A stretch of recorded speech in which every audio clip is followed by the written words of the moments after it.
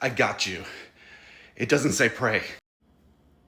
It says hand that one over to Satan. It doesn't say pray that one over to Satan. You excommunicate people without praying for them?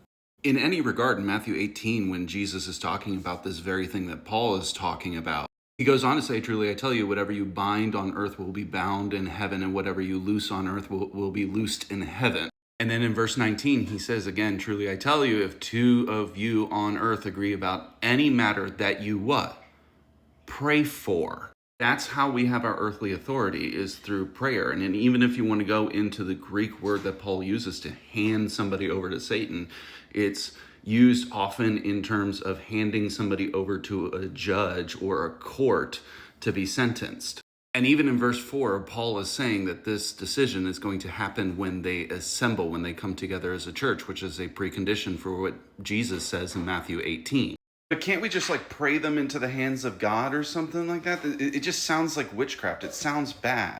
Hebrews 10:31 says it is a terrifying thing to fall into the hands of the living God. If you're in his hands, it's already too late. That's why you pray them into the hands of the devil first, in hopes that they would be saved before they fall into the hands of the Lord. Oh. Okay.